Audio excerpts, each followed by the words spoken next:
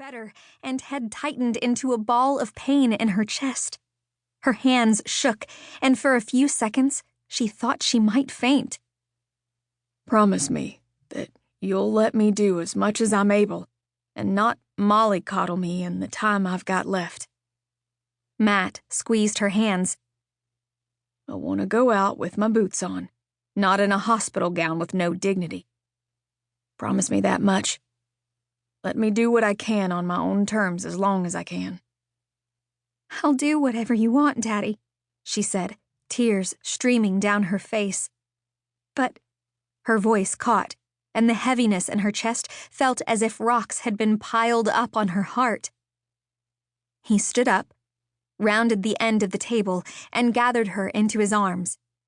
His warm tears mingled with hers. I hate this for you, sugar. On one hand, I want to go be with your mother. On the other, I can't bear to leave you. Daddy, isn't there anything? She dried her eyes and straightened her back to try to get her composure. Her father needed her to be strong, but she couldn't do it. She sobbed until the front of his shirt was wet, and she had the hiccups. Honey, think of it this way, Matt said as he took a step back from her. If I'd had a heart attack or a stroke and dropped out in the barn, you would have had no forewarning.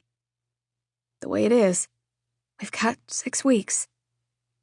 The doctor says that last couple of weeks, I'll sleep a lot more. And then, one time when I take a nap, I'll take that final step from Earth to eternity. He went to the bar and started making sandwiches. We're going to live each day to its fullest. Now, let's have some dinner, and then get back out there in the hayfield. I'll drive the truck, and the kids who've got hired for summer help can throw the bales. He didn't have to say the words. She had heard them often enough that they echoed through her heart and her mind. If I can live long enough to know that Alana is settled down with a good man, I'll be happy to go on to heaven with my sweet Joy.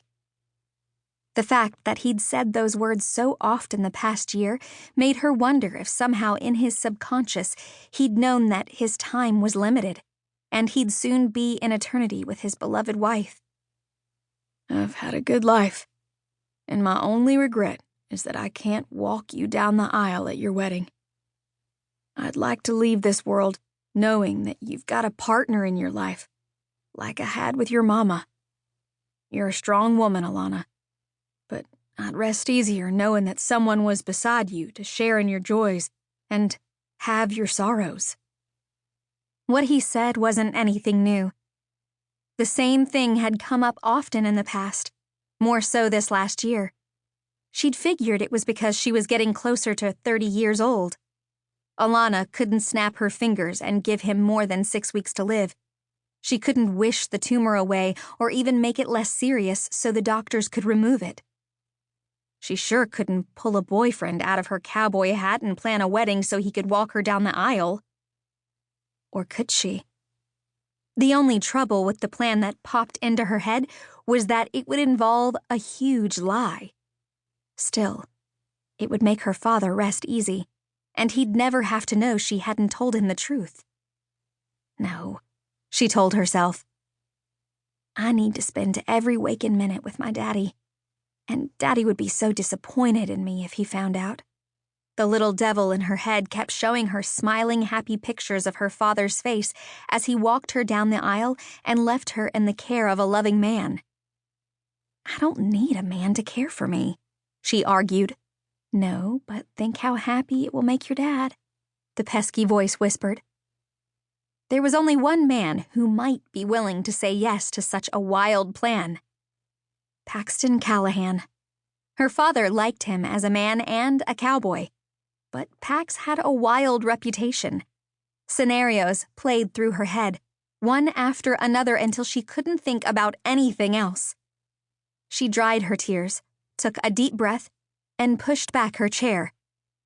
She got out a jar of pickles from the refrigerator and set out a banana cream pie she'd made the day before. She draped her arm around her father's shoulder.